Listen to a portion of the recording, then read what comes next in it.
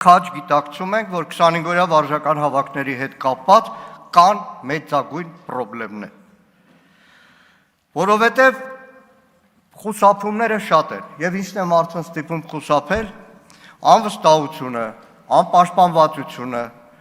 25 օր իր աշխատավայրից զրկվելը, 25 օր ոչ գրանցված աշխատանքից զրկվելը, ընտանիքից զրկվելը եւ բազմաթիվ այն խնդիրները, որը 25-օրյա վարժական հավաքներից վերադարձողները պատմում են իրենց ընկերներին, հարևաններին, աշխատակիցներին, ինչպես առօրյա կյանքում բոլորս ականատես ենք, որտեղ 25-օրյա վարժական հավաքները ոչ թե վարժական հավաքներ են, ինչպես ձևակերպված է օրենքը, այսպես սիրուն վարժական հավաք, այլ 10 օր հետո 15 օր մարտական հերթապահության հավաքներ են, որովհետև վարժական հավաքները Հայաստանում ի սկզբանե նաև աղճատվեցին, որտեղ վարժական հավաքների անվան տակ քաղաքական նպատակներով տասնյակներով մարդիկ զորակոչվեցին Անդրանիկ Քոչարյանի կոչով, հիշում եք հայտնի դեպքերը,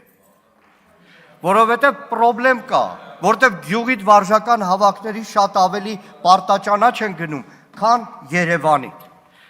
եւ անկեղծ լինենք, լավորի չի, որ այս վարժական հավաքները կան, դրա համար միշտ քննարկումների սրտացավ մասնակցում ենք։